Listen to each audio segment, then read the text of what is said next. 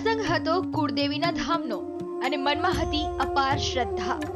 લેવા સમાજના લોકો ઉમટી પડ્યા રાજકોટના ખોડલ ધામમાં.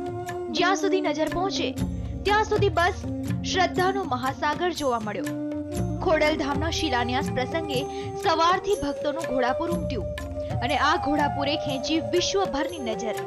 રચાઈ ગયો ઇતિહાસ.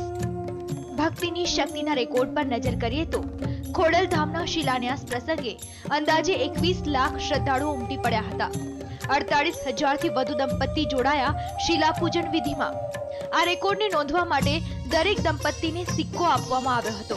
તેની ગણતરીના આધારે આ રેકોર્ડને નોંધવામાં આવ્યો હતો. They have a figure of 48,870 people.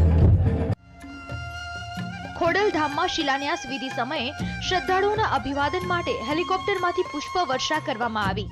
શિલાન્યાસ વિધિના પ્રારંભથી જ શરૂ થઈ ગયો દાનનો ધોધ, જેમાં સૌથી પહેલા અને સૌથી વધુ 25 કરોડનું દાન સુરત ખોડલધામ સમિતિ દ્વારા કરવામાં આવ્યું.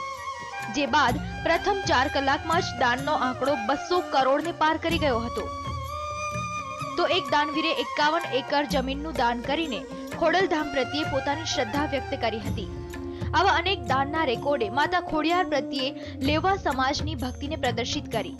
ખોડલધામના શિલાન્યાસ પ્રસંગે સર્જાયા અનેક વિશ્વ વિક્રમ.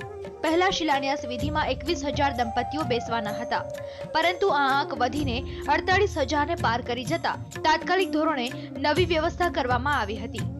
ભક્તોની ભારે ભીડથી ટ્રાફિક જામ, હાઈવે પર વાહનોની લાંબી કતાર.